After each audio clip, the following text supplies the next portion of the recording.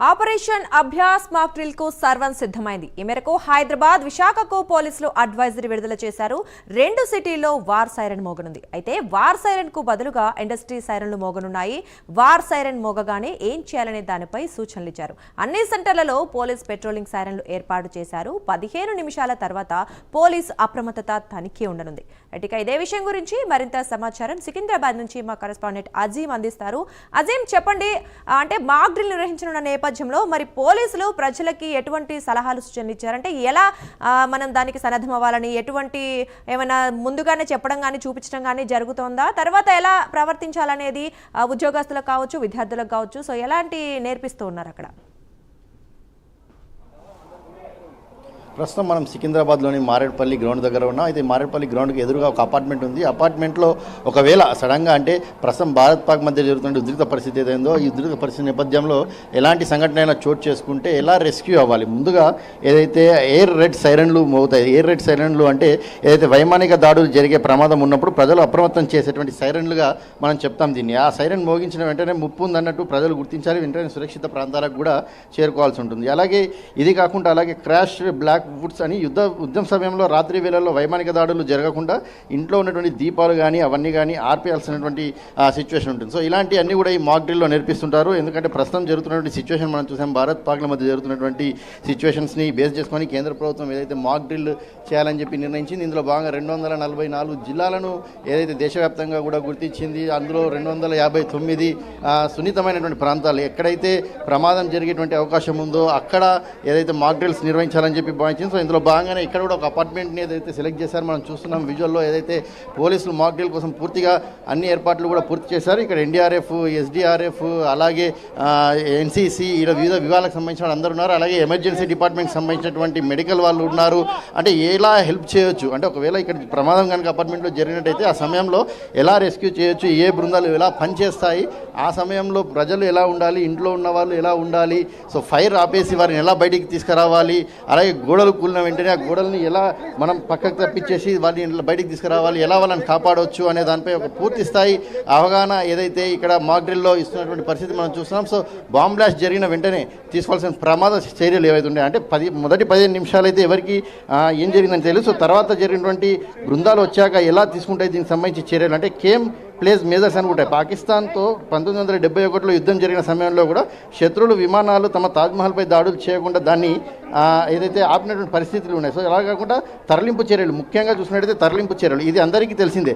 ఏదైతే వరదలు వచ్చినప్పుడు ముంపు ప్రాంతాల ప్రజలను సురక్షిత ప్రాంతాలకు ఎలాగైతే తరలిస్తారో అలాగే యుద్ధ సమయంలో కూడా పౌరులను హై రిస్క్ జోన్లకు నుంచి సేఫ్ జోన్లకు, అంటే ఎక్కడైతే రిస్క్ ఉంటుందో ఆ రిస్క్ నుంచి రిస్క్ లేని జోన్లకు తరలించడం పరిస్థితిని ఏదైతే ఆ సమయంలో మనం తీసుకోవాల్సిన జాగ్రత్తలను కూడా చెప్తుంటారు. అలాగే పౌర శిక్షణ, అంటే దీనికి సంబంధించినటువంటి శిక్షణ కూడా ఏదైతే ఉన్నటువంటి ఈ బృందాలు ఏవైతే ఉన్నాయో ఎన్డీఆర్ఎఫ్, ఎస్డీఆర్ఎఫ్, అలాగే ఎన్సీసీ, అలాగే మిలిటరీకి సంబంధించిన బిల్డర్స్ కావచ్చు, పోలీసులు కావచ్చు, అలాగే వైద్యానికి సంబంధించినటువంటి బృందం కావచ్చు, వీరందరూ కూడా ఏదైతే తీసుకోవాల్సిన ఎమర్జెన్సీకి సంబంధించినటువంటి ప్రికాషన్స్ ఏమైతే ఉంటాయో అవన్నీ తీసుకోవాల్సి ఉంటుంది. సో మరి కాసేపట్లో ఏదైతే సికింద్రాబాద్లో ఏదైతే ఈ మాక్ డ్రిల్ కూడా ప్రారంభమవుతుంది, దీనికి సంబంధించి ఇప్పటికే అధికారులు అయితే పూర్తి స్థాయిలో ఏర్పాట్లు చేశారు. సో సైరన్ కూడా మోగించారు. సైరన్ మోగించినట్టు 10 నిమిషాలు అవుతుంది. సో ఈ తరుణంలో ఇప్పుడు ఆల్రెడీ ఒక బాంబ్ బ్లాస్ట్కి సంబంధించినటువంటి ట్రయల్ బాంబ్ బ్లాస్ట్గా ఒక బాంబ్ బ్లాస్ట్ని కూడా చేశారు. చేసిన తర్వాత ఈ అపార్ట్మెంట్లో ఉన్నటువంటి వారిని ఎలా రెస్క్యూ చేస్తారు, ఎలా కాపాడతారు, ఏ రకంగా తీసుకొస్తారు, దీనికి సంబంధించినటువంటి కావాల్సిన స్ట్రెచర్స్ కావచ్చు, వీల్ చైర్స్ కావచ్చు, మెడికల్ ఎమర్జెన్సీకి సంబంధించిన సదుపాయాలు కావచ్చు, అంబులెన్సెస్ కావచ్చు, వాహనాలు కావచ్చు,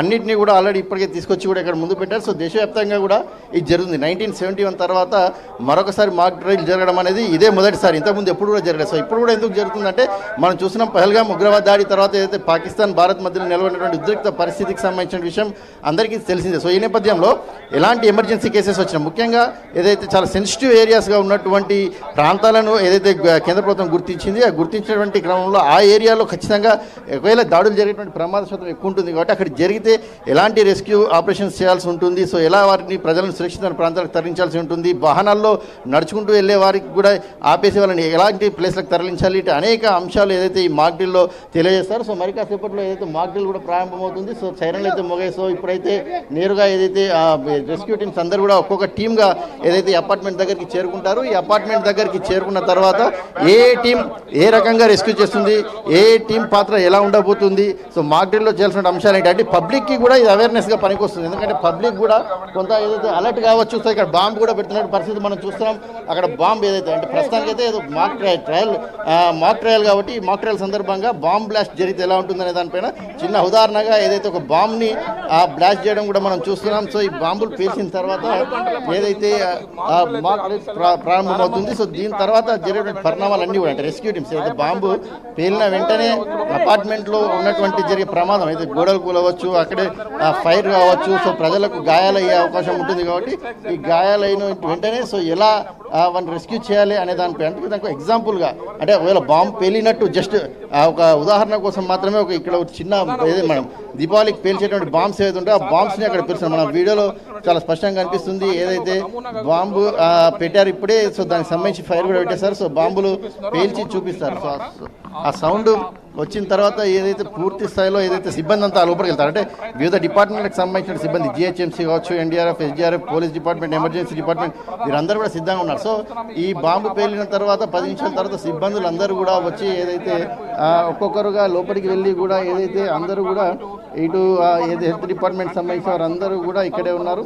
సో దీని తర్వాత ఏం జరుగుతుంది, ఎలా జరుగుతుంది, సో ఎలా రెస్క్యూ చేయొచ్చు అని ప్రజలకు ఏదైతే చూపిస్తారు. మనం చూస్తున్నాం బాంబుకి ఏదైతే పోలీస్ అధికారి ఆల్రెడీ ఇప్పుడే ఏదైతే బాంబుకి సంబంధించి నిప్పు అయితే పెట్టడం కూడా జరిగింది, ఫైర్ అంటించారు. సో బాంబు బ్లాస్ట్ అవుతుంది. సో బాంబు బ్లాస్ట్ అయితే దీని ఉదాహరణ ఏదైతే అపార్ట్మెంట్లో బాంబ్ బ్లాస్ట్ జరిగినట్టుగా ఏదైతే మనం ఊహించాల్సి ఉంటుంది. సో దాని తర్వాత జరిగేటువంటి పరిణామాలని కూడా ఓవరాల్గా సిబ్బంది అంతా కూడా ఏదైతే వివిధ డిపార్ట్మెంట్లకు సంబంధించిన సిబ్బందులు అందరూ కూడా సిద్ధంగా అయితే ఉన్నారు. సో వీరందరూ కూడా బాంబు పేలిన ఒక 5-10 నిమిషాల తర్వాత రెస్క్యూని కూడా ఏదైతే ప్రారంభిస్తారు. సో ప్రారంభించిన తర్వాత జరిగేటువంటి సిచ్యువేషన్స్ అన్నింటినీ కూడా ఇప్పుడు మనకైతే మాక్ డ్రిల్ రూపంలో అయితే లైవ్లో చూపిస్తారు. సో ఇప్పుడు మనం చూస్తున్నాం బాంబ్ అయిందని మనకు అర్థమైపోతుంది. సో బాంబ్ బ్లాస్ట్ జరిగిన వెంటనే ఒక 5 నిమిషాలలో 10 నిమిషాలలో రెస్క్యూ టీమ్స్ మనం చూస్తున్నాం సైరన్ కూడా ఏదైతే మోగుతుంది. సో సైరన్ మోగుతుంది. సో సైరన్ మోగిన వెంటనే ప్రజలు అప్రమత్తం కావాలని ఈ సైరన్కి ఉన్నటువంటి ఉదాహరణ అప్రమత్తం అయిపోయి సురక్షిత ప్రాంతాలకు వెళ్ళాలి, ఇంట్లోనే ఉండాలి, ఇంట్లో నుంచి బయటికి రాకూడదు. సో ఎవరైతే బయట ఉన్నారో వాళ్ళందరూ కూడా తగిన జాగ్రత్తలు తీసుకోవాలి. హై రిస్క్ జోన్ నుంచి కూడా